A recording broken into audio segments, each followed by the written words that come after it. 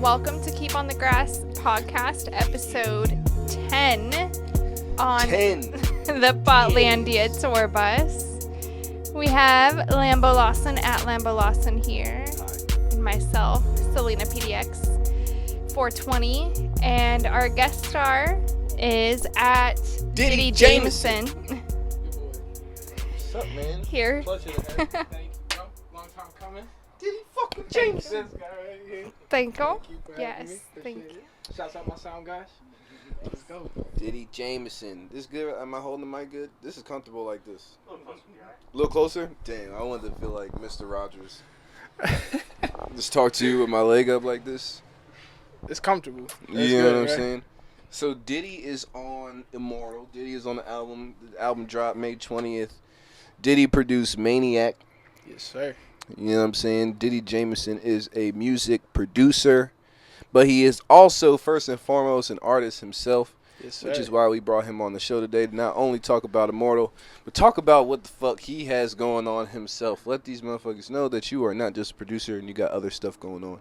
That's facts, man. You know what I'm saying? Yes, sir. What you got on the move, like what you got going on other than what we just dropped. Shit, man. Right now, I'm working on a little tape, EP, little something. It's undecided now. Shooting for, fall release probably. Gonna be like a 7 to 10 track. Little taste of what's to come. It's gonna be called Seventh Heaven. Fire. It's gonna be an experience. Is what I'm shooting Fire. for. We ain't dropping an album, tape, nothing. It's gonna be an experience. So Mhm. I'm just trying to live up to that. Want Seventh to take the Heaven. time. Wasn't that a TV show? Yes. Seventh Heaven, which is the era right around Dawson's Creek. You remember that era? Nah, man.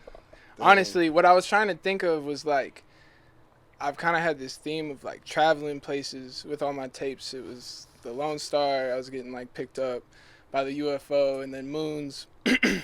Was up on the moon, obviously. Got close to that cover too. Yeah, that was a real interesting one. That was I got a lot of love and hate on that one. We can talk about that after. Right. But Seventh Heaven, I wanted to think of something that was just like angelic, really just brought you to another place. Like I said, like Right. cinematic type of vibes. So I honest to God, I sat with the thesaurus for about an hour, rolling through different variations of things, and that one just rolled off the tongue the best. Yeah. It looked the best. With this cover I got, which coming What's your soon. favorite song of your own that you got? I've never asked you that question. My own. What's your personal favorite song of your own? That's Keep a it hard real. one. Keep it G real. I'd probably say "Oh Man" with my man Willie. That song came like really naturally, so it was like right when we started That's quarantine. not the one with the video, is it? That got a video? Nah. What's my jam? What's my jam? You know what my jam is. The one that just got a video out of nowhere. Nah, I don't got no videos out. Got a video. You did like an Instagram video or something with it behind there. I think it's Oh Man. I think You it's know, "Oh Man." 'cause Yeah, I that's think the it's the joint one that with I the told more you. like Latin guitar type of Yeah, beat. is that the one that I was like really excited about because you sent it to me? I think so. Yeah, Right. that was like the big one that I was really rolling with off of my last EP. Did you put out I'm Yeah. Up? Nah, No? don't. Calm down. Sorry, That's guys. coming. Sorry, Mr. Jameson. Nah, we can get into that. We can talk about that a little bit. Hey, we're not going to talk about that because I may Well, or wait. may not be a part of that. So, like, I'm Yeah. not going to say too much. Yeah, just know it's getting worked on. It might be called "I'm Up." It might be. We might change it. He might change it. I might not. Who am I? This is Diddy Jameson's episode. You know what I'm saying? He just, does his own thing. So this is all about weed. We are Grass Cannabis, 621 Southeast 7th Avenue. Yes, sir. Very important question that we ask everybody, and I want to ask you early. Without a story back to front, let me get 5 of your favorite strains. Strains, shit, man. I've really been fucking with Mando Breath. What I tell you? Yeah, Mando Breath is my shit. That's honestly probably my favorite right now, I would say. We got a good one at the store. I just had a Mac number 1 that I really liked. We got a good Mac too. Um, Found out that was mystery alien cookies. I would say I always like White Widows, usually, depending where you can find them. I don't, as I said, I don't see much. Got you. Okay. What'd you say? You said it's a miracle to find White Widow? Is it miracle, alien cookies, or mystery? You told me. You gave me the information. And I was wrong. So I think it's miracle. Miracle. Alien cookies. That was the match. Your third was White Widow. Yeah. Then I would say. I feel like that's hard to find. That's why I'm saying, like, if you can find it, it's nice every once in a while. It's usually when I go back home to Bend. I can find it. It's down there. Sometimes. So a lot of the farms are in Bend, so you're probably just used to good weed, like, growing up. Honestly, yeah. Like, we had, like, obviously Portland, everybody, we got dispensaries at the same time. But Bend was, like, the first place where, like, it's how it is in Portland. There's one on every block. Like, wherever you need to go get weed, it's literally probably not more than, like, a short car ride away. So how long have you been smoking, just, growing up in Bend? I've been smoking since I was probably, like, 12. Dang, that's crazy. Honestly, I started smoking with my Uncle Tyler. Fire. And he's going to hate me that I just outed him like that. Yeah, if anybody at ever 22 sees years this. old now, you can nah, say that type of shit. You know what I mean? It's known. I'm just fucking with him if you do end up seeing this shit. That's fire. But, oh, yeah. Yeah. Real quick, I'll just do probably Gorilla Glue, any of the numbers. Number 4. And then... whatever seed. No, you know what I'm saying? I ain't picky with that one. Trying to think about. I've honestly straight just been smoking Mendo breath for like a month now. That's so good. We have it. some really good Mendo breath by Saucy Farms right now. Super excited about that. Great look to it. You know what I'm saying? I would say Alaskan Skyfucker. You ever had that? Whoa, no. I thought it was Alaskan. I don't know if Me too. Or Thunderfuck. Yeah, that's what it was. Skyfucker. My bad. I'm making shit up right here. Right. Skyfucker. No, my bad. I was like, Thunderfuck. You're right. Yeah, That's my bad. So that one. We have like every strain you just said except for White Widow. Yeah. We have the GG4, and you said you. Y'all heard it here first. They got all the best. You know what I'm saying? We got it. If it Grass. ain't on the shelf, we got it. Come get somewhere your in there. grass. You know what I'm Keep saying? on the grass, man. That's what we do it for. This is episode 10. You bitch, show your mother. I'm tired of doing these shows and you're not showing your entire family. My mom watches. And we got Diddy Jameson. I know on y'all know episode how to 10. use the link on Snapchat. You know what I'm saying? You know how to use all that stuff. You know what I'm saying? I'm just playing. You guys are viewing it. You guys are really into it. Let me know what artists in the area you feel like you want to work with, or you feel like maybe not even in the area, maybe a famous artist. Let's get both. Let's get a local, let's get a famous person. Go. Okay. I'd say I really want to work with, I'm going to give you 3. This isn't like any particular order, but just people I really fuck with their music. I want to work with Scooter. Scooter Rogers? Yeah. Fire. I think Scooter my Rogers man. is Shout out really Scooter fire. Rogers. Yeah, shouts out you, bro. We ain't never really talked, but I always like enjoy his drops, and I think like It's amazing. yeah, he takes the shit real serious, and I Yeah. fuck with that. Definitely Dante. I feel like it would be something different for me. Yeah. It'd be up to something I would have to like really sit down and like do. do a song or like production? Is this both production and lyric? Yeah, whatever they're down for Yeah. type shit. Like if, I get like some people who got people they record with and that's how they do. So if it's just Yeah. the beat, whatever, but get in the studio, do whatever. Yeah, Fire. for sure. And then probably Keith, definitely. I just feel like it'd be lit. I feel like I can make something tight for him. Fire. But, I can help you with all these niggas. Hit me. Right, yeah, for real. Deadass. Hit me up, yo. I'm gonna tap in. Wait, I think everybody you just said was on the album except Pretty much. That's why it was crazy. Like, we was all listening to the shit, and, we all talked a little bit and all that stuff. Scooter was going to be on the album, and he still may be on this deluxe that we're testing out. The only reason Scooter wasn't on the album is because he, something happened to his, vehicle or something, the night we were going to the studio, and that's the only thing that kept him away from being on the album, but he was almost on it. And the song that we were going to do, I still didn't finish, so it can still come out. So yeah, that's insightful as hell. So far, who do you feel like you've worked with that has been your favorite so far? I asked you Cozy this question. I have to ask Diddy the same thing. I would say definitely, not even just because you're probably you so far. Fire. Just with the, I think the story of just how we met and kind of the process that we've gone through and all the other shit we've talked about. It's been fun.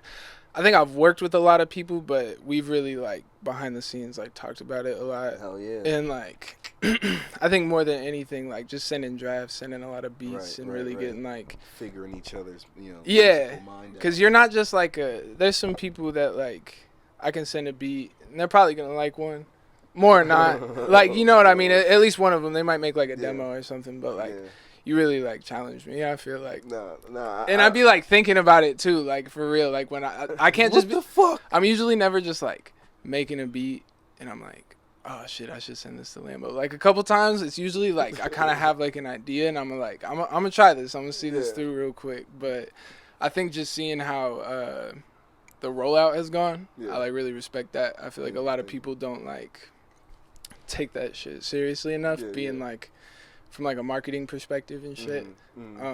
So it's just been fun, and even having like the listening party, that was like something cool. Star-studded. I've been to other little stuff from like my homies, but never something I've been like a part of that was like that big.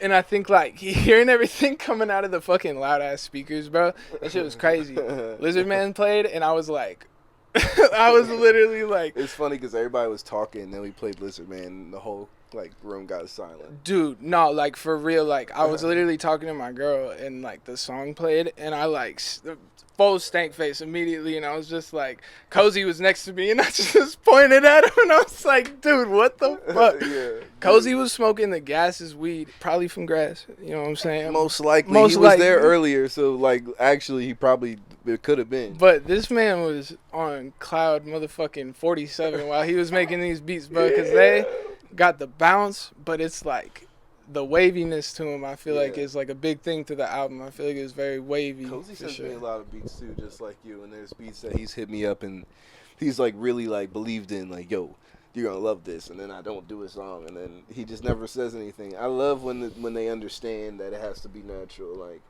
and that's why this album came out so good, because everything was natural. I didn't force any song.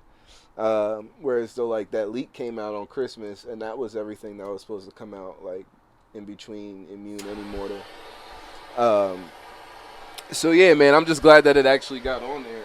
When I did Maniac, did you feel like that was a beat I was going to use, or did you feel like, you know what I mean? 100%, bro. And then like, after you say this, I have a fun fact story for you that you don't know about that beat. All right.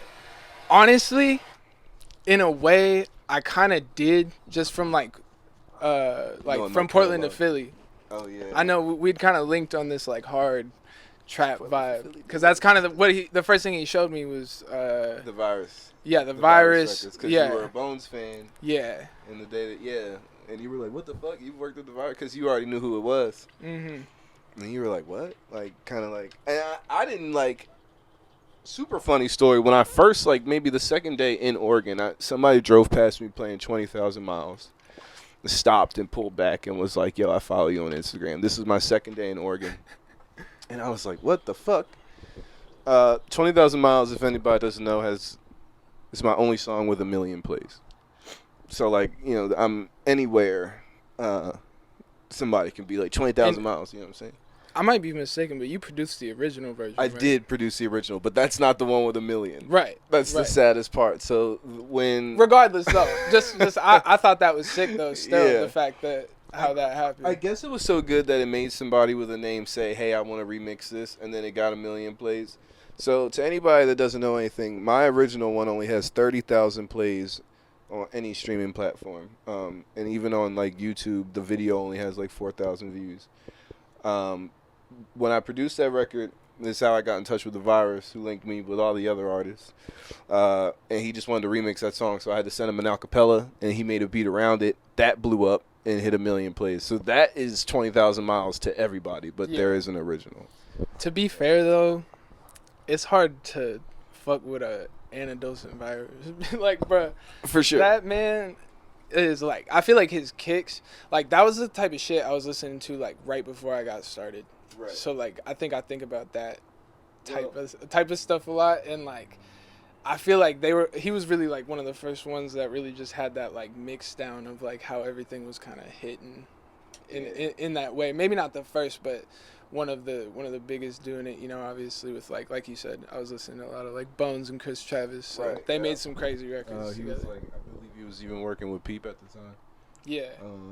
And then X remixed. Gnarly Bastard. Yeah, he used the same beat from I'm Up. I'm pretty sure, or We Up. Well, I think they used that second.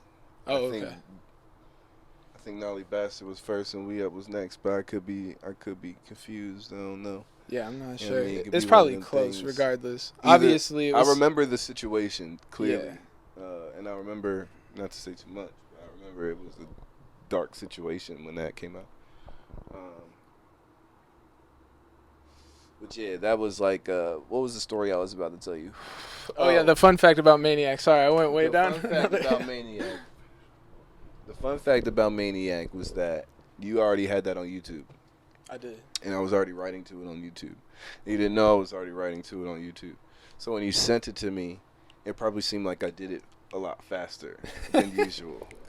I definitely, obviously, going back to what we was talking about before, I send him a lot of beats, and it's here and there that I'll get demos back, which is like, I never take it as like a bad thing, because I feel like, you know, listening. When somebody takes the time to make a demo, you know, it still takes a little bit, you know, and that's still a decent amount of inspiration. So, you know, if you're hitting at least like one of those a month or something like that, and you're working with an artist that's taking shit seriously, I feel like that's good, you know, because he's getting beats from fucking all these other outstanding producers that are on this album, you know, and put in crazy work and all have their own things that they bring to the table, you know. Right. But yeah, I definitely think back to the first part, I was pretty sure that was one, because I made that beat when I was really pissed off. I remember Really? like that. Yeah, that was like a full on, like, came home and was like, I'm about to make like some fucking rage shit because I'm just like pissed because like working retail. You know how it be. Another bro. fun fact. Yeah, another fun fact. Do you still work at Vans? Yeah. Braxton works at Vans. I used to manage Paxson in the same mall that he works at Vans. Yeah. And I would see him like every day, or every day he worked, but I was there like every fucking day. And I walk past Vans to get my coffee and shit and salute him. And you know what I mean? I miss that shit. Sometimes I miss the mall, I'm not gonna lie, but my job is fire now. Yeah. Nah, it's not like too bad. I feel like the only reason I'm honestly still doing like okay, I'm about to be doing like the stock room now, so I won't have to be like dealing with people quite as much. Right. So I'm pretty thankful for that. But yeah, the mall, man, shit's crazy. But yeah, I pretty much I came home, and I be doing that sometimes. I just like try to take it out on the beats. No, dude, for real. That's the only time I bust out the pad is when I'm pissed off. When you just want to fucking, you know, because you use. I definitely know that. Mine was touch sensitive, so like it depended on how hard I hit it, how hard the drum was gonna be. And I say was because I haven't made a beat in a long time because the laptop I made beats on is gone, as I said in previous episodes. I gotta figure that shit out, man. I gotta get back on my beats.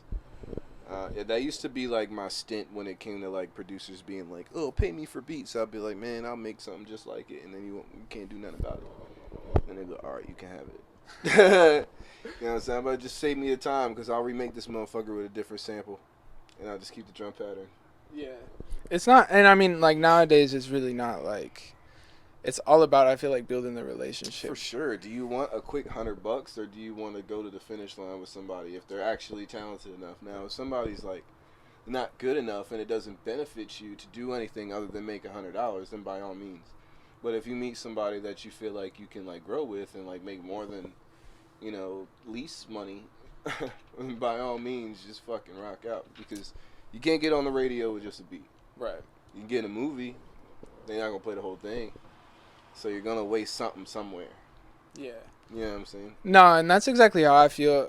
I feel like people get too focused on, like, the short term. And I feel like you got to be able to play your situations, you know? Like, know when it's time to do a lease situation or an exclusive situation or if you want to, you know, work with somebody. But I feel like building the relationship, like I was saying, is more beneficial in the end because even, like, us working together has been valuable in ways like me meeting people. Like I met Cozy and at the listening party I met fucking everybody, you know, saw some people I already knew, and it was just good to do all that stuff. And there's not really like a value on stuff like that, you know. Price on that type of shit, you know what I'm saying? Like, Yeah, and I feel like that. if you build a couple genuine relationships like that, and you build a circle with people, you can get a lot done, and everybody can eat. Right. And it's a lot simpler than people like try to make it. You know what I mean? And I think especially with production, you know, we all want to be selling Taz Taylor lease numbers, you know, making $500K a year. Like, yeah, obviously anybody would take that if you could. Yeah. But to build up to that, you know, you got to build your back catalog and, you know, hopefully build with some artists, like you said, that you believe in. And, you know, hopefully something takes off. And then, you know, that's how people are getting big nowadays. It's not Kanye shit. You just come out of fucking nowhere, make some crazy shit, and then like you're making beats for Jay-Z. Like, nah, you're coming up with whoever the fuck you was making beats with, whoever was recording you first, and all that stuff. You know what I mean? So that's a fact. Building those relationships, I would say, is like the most important thing in terms of that type of shit. Hell yeah, and like I said, I think that's the best way too, because if you give me the option to give you some money to get you out of my face and not deal with you, I'm gonna take that every time. Yeah. So if a nigga says $100 and I don't ever gotta talk to you again, I'm gonna do that.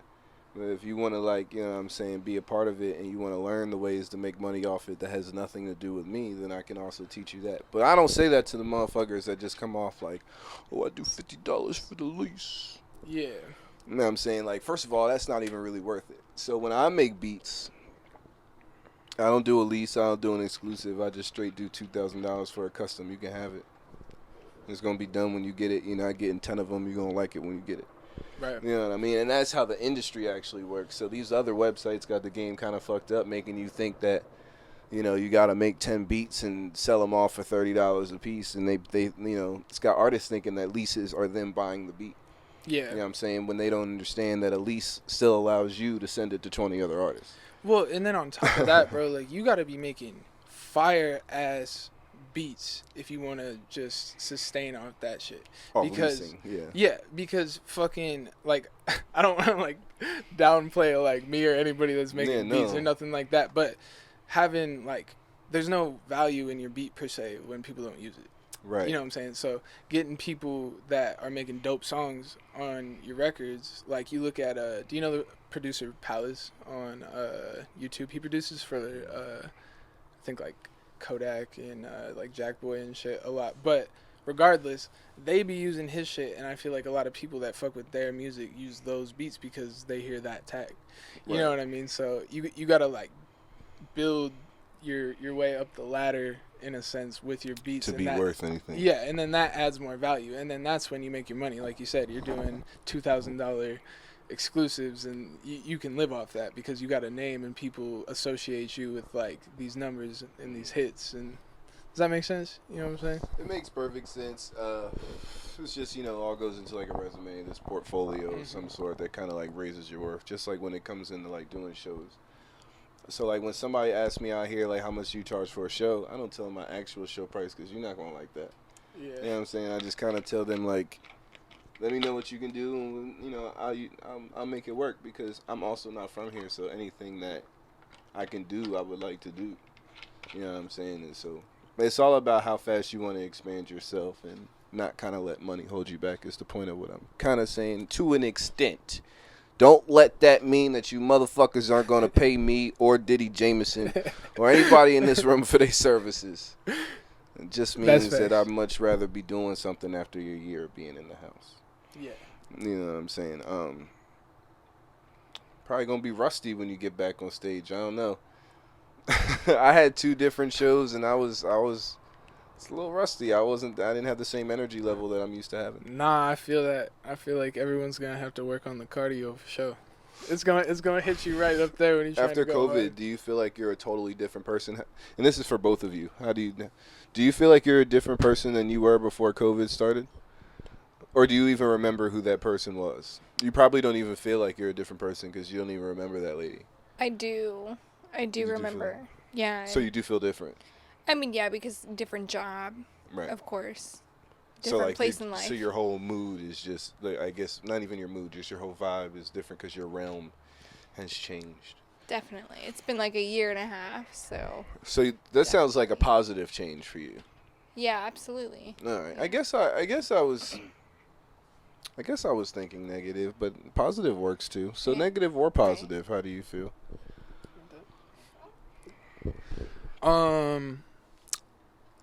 I would say probably mostly positive. Yeah. Honestly, I feel like But you feel like you have changed in a positive way since COVID. So COVID has kind of helped you. The slowdown of the world has helped you.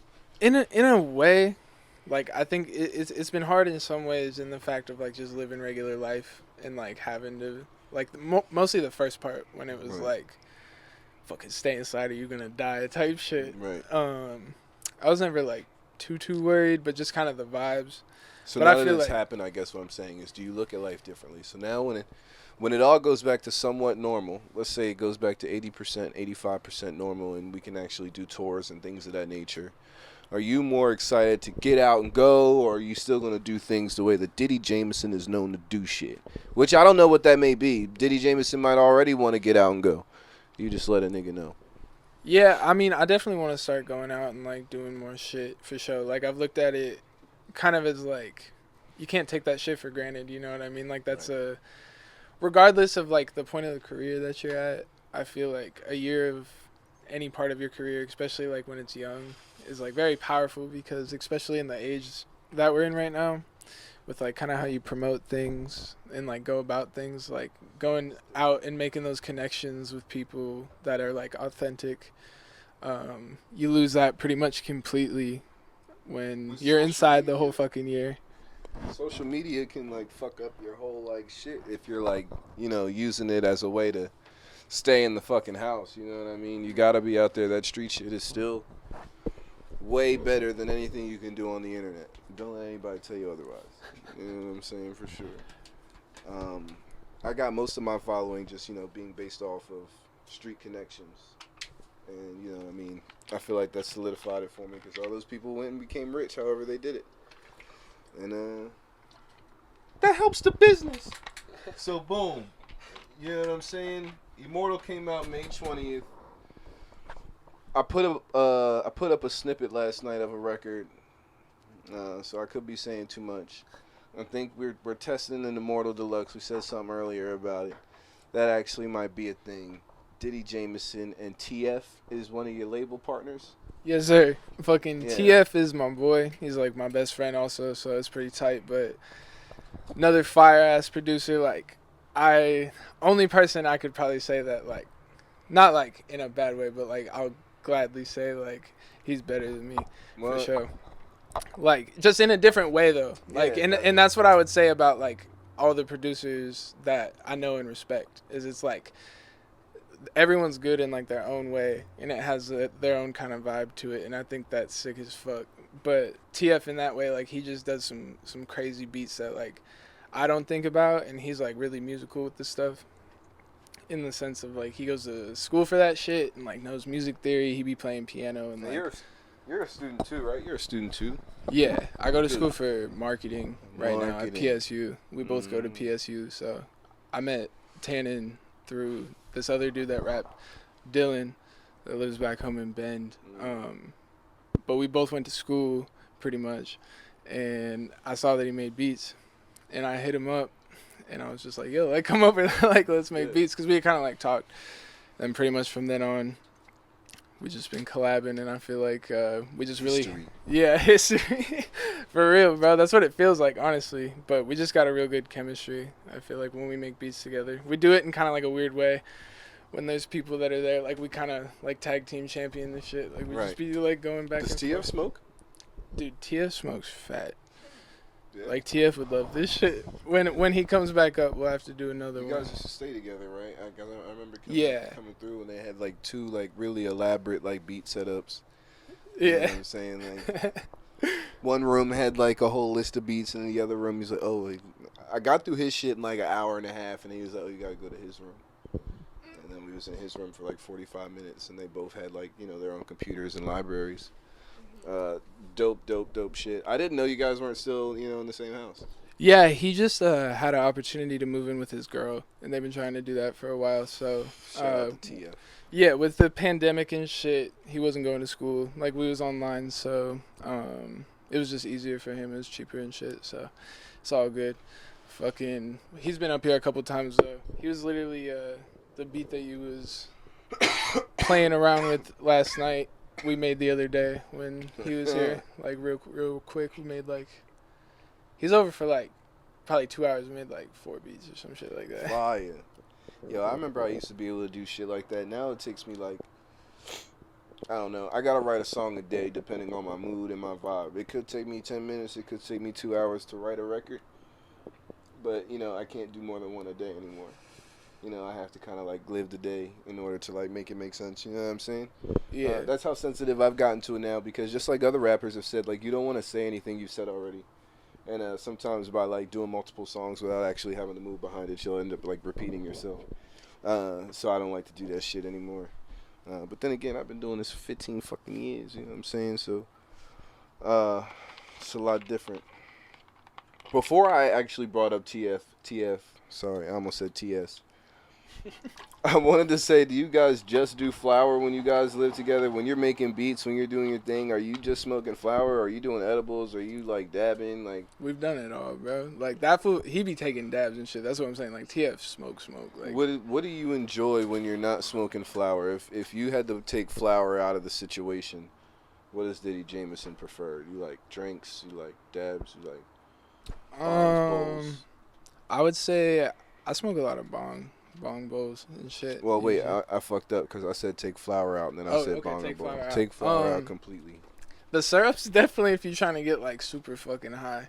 Me and TF definitely, we'd go get those syrups and pour up like the whole fucking thing, and then we'd make like 5-6 What would beats. you pour it in? I would switch between different flavored Fanas. Oh shit. Different flavored Fanas, and TF usually got I feel like TF usually got cream soda, I want to say. Right. Pretty much every Cream time. soda, you poured up the syrup in the cream soda? Yeah. That's crazy as hell. I think, if not, it might have just been a Sprite. 16 ounce? Yeah, I think The so. whole thing in a 16 ounce? Yeah. And you would drink the whole thing? Yeah. I was putting it in a liter or 2 liter for people, and they was still bitching. Dude, yeah, it was kind of, we would just see how far we could go, honestly. It was kind of a test, I feel like. So you didn't always finish the whole drink? No, we finished it all every time. Like, we would drink it really fast, and that would kind of be the test, is to see, like, how far we could get, like, making a bunch of beats while we were as high as fuck. But we was always pretty much chilling. But he always, like, he's big chilling, bro. Like, that fool Fire. is never too high, ever. Damn. So next time on one of these shows, I'm going to start going down a list of, like, what have you tried and what haven't you tried? So you've had cookies. Like cookies, like actual cookies. Yeah. You've had gummies, actual gummies, doesn't matter the brand. You've had drinks, because you've had the syrup, but have you ever had like an iced tea? Like Yeah, I've had a lemonade before. You've had a just straight up THC infused lemonade? Yeah. Alright, 50 milligrams? Some shit like that, Some shit like that? Where was that at? It was at Dean's Greens. Oh, okay. This was like probably like 2 years ago. But you can't get it anymore. I actually know what you're talking about. That was the one that had like grape juice, lemonade, and orange juice. I know the brand that you're talking about. Yeah. Okay. So you've had the cake bombs then. I haven't had no cake bombs. We got them at Grass Cannabis, 621 Southeast 7th Ave. Cake bombs. bombs. LB's cake bombs. That sounds delicious. So bro. all right, boom. All right, hold on. I'm not done with them. So you had chocolate covered marshmallows? Nah. We got them, 621 Southeast 7th Avenue. You know They got them. We got the junk right now. So you had THC infused Pop Rocks? Pop Rocks. I have had those before. You've had those? I've had those. What flavors? Actually. I had the blue ones. Blue ones? We don't even got those. You know what ones we got? Which ones do you got? The ones you didn't have, we got them at 621 Southeast 7th Avenue. So no, they are watermelon and orange. Orange, bro. Yeah. Yeah, and they pop for real. I thought they were going to be lighter on the pop because they weren't actually like not Pop Rock actual brand. candy. Yeah, so I thought they was going to be like, you know. You think they got the formula? Like they hit them up on the I don't know. They could have did the chum bucket plankton Krabby Patty thing. I don't know, I'm sure it's not hard. Popping. It's probably just like a bunch of fucking sugar. Oh, yeah, it's definitely just this crazy science that like they can't be good for you. Pop Rocks can't be good for you. But shout out, you know what I'm saying? Shout out to junk, whatever. Hop on those 50 milligrams piece, whatever. You know what I'm saying?